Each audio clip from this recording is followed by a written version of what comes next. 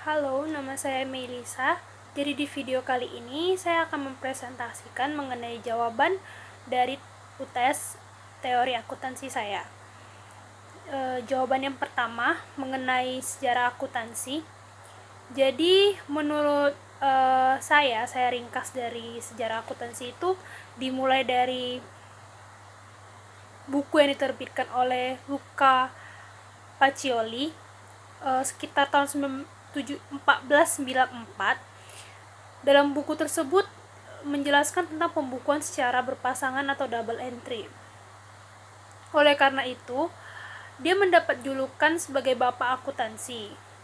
Nah, setelah itu, akuntansi kemudian berkembang dengan pesat di daerah Eropa. Selain di Eropa, akuntansi juga menyebar di Amerika. Nah, di Amerika ini dikenal dengan sistem Anglo-Saxon.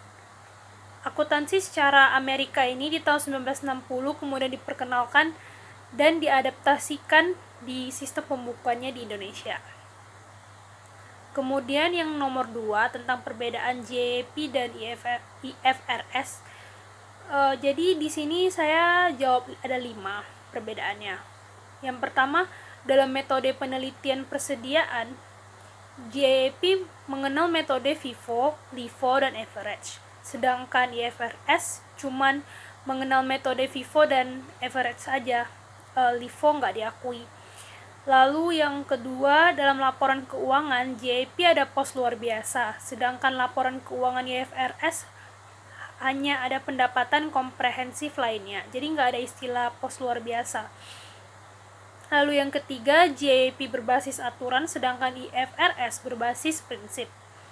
Keempat, dalam mengukur nilai aset, JEP menggunakan nilai historis, sedangkan IFRS menggunakan nilai wajar.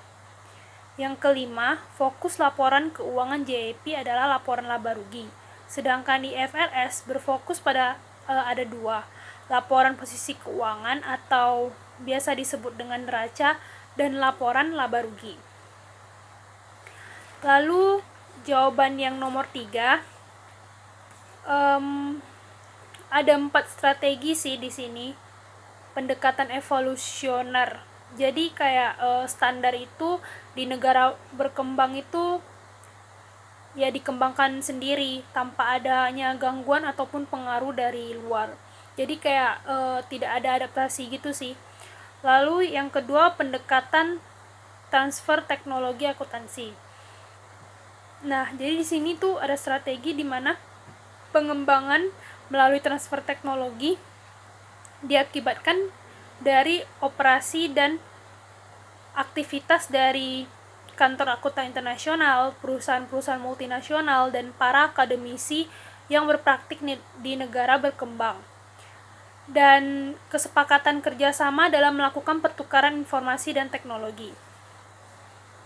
Kemudian strategi ketiga itu penggunaan standar akuntansi internasional. Negara-negara berkembang dapat bergabung ke grup standar akuntansi internasional atau badan standar internasional lainnya yang telah teridentifikasi dan menerapkan ketetapan secara menyeluruh di sejumlah negara. Lalu strategi yang keempat itu pengembangan standar akuntansi yang didasari analisa dan prinsip-prinsip akuntansi di negara maju terhadap latar belakang dari investasi yang mendasari. Kemudian menurut saya Indonesia itu dia itu menggunakan strategi yang ketiga, di mana mengadopsi standar akuntansi internasional ke dalam PSAK untuk diterapkan sebagai standar akuntansi yang berlaku. Lalu yang jawaban nomor 4 itu agak panjang. Jadi tentang konseptual framework atau kerangka konseptual. Nah, ini tuh nampak nggak? Nah, jadi kerangka konseptual itu ada terbagi 3 level. Level pertama itu tujuan dasar laporan keuangan. Tujuan dasar laporan keuangannya itu untuk menyediakan informasi yang berguna untuk investor modal, potensial kreditur, pemberi pinjaman sekarang maupun masa depan dalam pengambilan keputusan terkait dengan penyedia modal. Lalu level kedua itu konsep fundamental. Konsep fundamental ini ada 2. dia tuh kayak terpecah gitu. Jadi yang pertama itu ada karakteristik kualitatif informasi akuntansi. Maksudnya itu para pengguna dapat memanfaatkan dari informasi yang ada dalam laporan keuangan. Karakteristik kualitatif ini bisa dibagi lagi.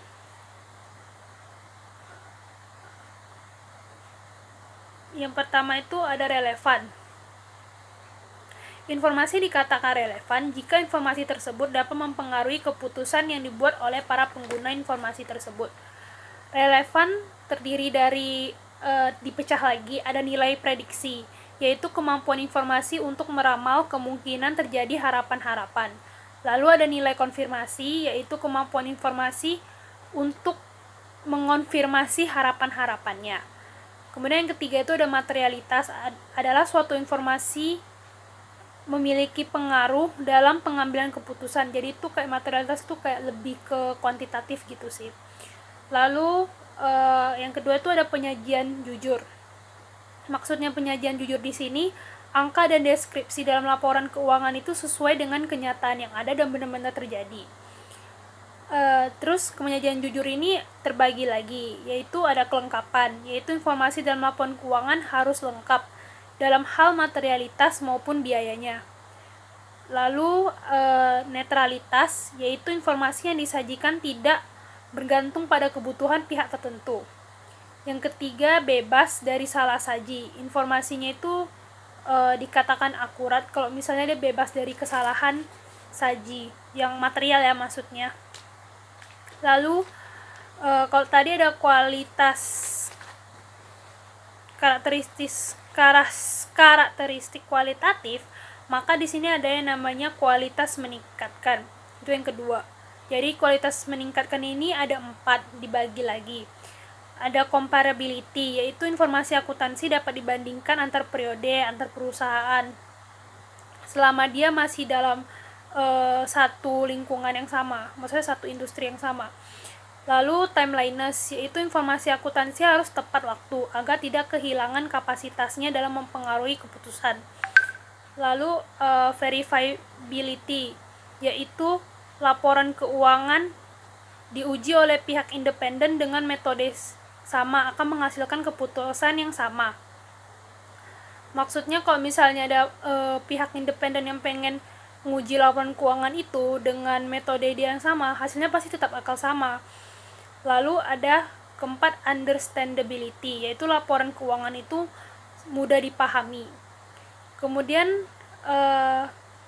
di level kedua ini juga ada yang namanya elemen laporan keuangan. Elemen laporan keuangan itu ada aset, yang artinya sumber daya yang dikuasai atau dikendalikan oleh suatu entitas yang memiliki manfaat ekonomi. Lalu ada kewajiban, pengorbanan manfaat ekonomi masa depan yang timbul dari masa lalu. Kemudian ada ekuitas, hak residual dari aset suatu entitas yang masih tersisa setelah mengurangi kewajiban. Keempat, penghasilan, kenaikan manfaat ekonomi selama periode pelaporan dalam bentuk arus masuk. Kelima, biaya, penurunan manfaat ekonomi selama periode pelaporan dalam bentuk arus keluar. Lalu level ketiga. Level ketiga ini ada konsep pengakuan atau asumsi, pengukuran, dan pengungkapan. Yang pertama dulu asumsi. Asumsi ini terbagi atas 5 asumsi. Jadi ada ekonomi entity, maksudnya itu kekayaan pemilik harus dipisahkan dengan kekayaan perusahaan. Lalu ada going concern, entitas didirikan untuk jangka waktu yang tidak ditentukan. Pastinya suatu perusahaan itu didirikan untuk bisa berkepanjangan kan, diharapkannya seperti itu. Lalu ada monetary unit, transaksi terjadi harus dapat diukur dengan satuan uang. Jadi kalau misalnya ada kepintaran suatu manajer, dia itu termasuk aset, tapi kan dia nggak bisa diukur dengan uang gitu, dengan satuan uang. Lalu ada periodicity, laporan keuangan dilaporkan dalam suatu jangka waktu tertentu, bisa per bulan, per semester. Lalu accrual basis, transaksi yang terjadi harus dicatat saat itu juga, tanpa melihat kas masuk atau keluar. Kayak contohnya kayak gaji sih. Nah, itu ada 5 asumsi yang tadi. Kemudian ada prinsip. Prinsip ini ada prinsip pengukuran. prinsip pengukuran itu terbagi lagi, yaitu terbagi dua, yaitu cost principle, di mana aset dicatat pada harga perolehan. Kemudian yang kedua itu fair value, yaitu aset dinilai sesuai nilai yang saat ini berlaku. Kemudian prinsip kedua pengakuan pendapatan, terbagi tiga, ketika sebelum produksi, pada saat selesai produksi, dan saat nerima uang tunai. Prinsip ketiga pengakuan beban, prinsip yang menyatakan bahwa biaya yang dikeluarkan oleh perusahaan untuk mendapatkan pendapatan pada periode tertentu. Prinsip keempat pengungkapan penuh, informasi yang akan mempengaruhi pengambilan keputusan harus diungkapkan, jadi nggak boleh ada yang tutup-tutupin. Lalu cost constraints, akuntan yang diperbolehkan untuk tidak menyajikan informasi akuntansi bila manfaat informasinya itu tidak melebihi biaya untuk menyediakan informasi tersebut. Lalu untuk jawaban nomor 5, saya memilih tidak setuju, karena menurut saya biaya historis itu masih bisa terbilang relevan dalam pengambilan keputusan, misalnya karena keputusan mengenai masa depan membutuhkan data transaksi masa lalu. Biaya historis itu didasarkan pada transaksi yang aktual, bukan dari transaksi yang mungkin terjadi. Lalu biaya historis ini menunjukkan kelebihan dari harga jual terhadap harga perolehan yang sangat mencerminkan konsep profit. Kemudian biaya historis ini juga dapat dijadikan sebagai data tambahan ataupun patokan saat ada perubahan dari harga pasar.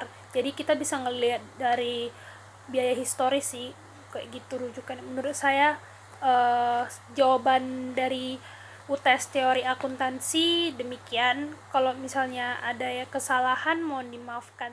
Terima kasih.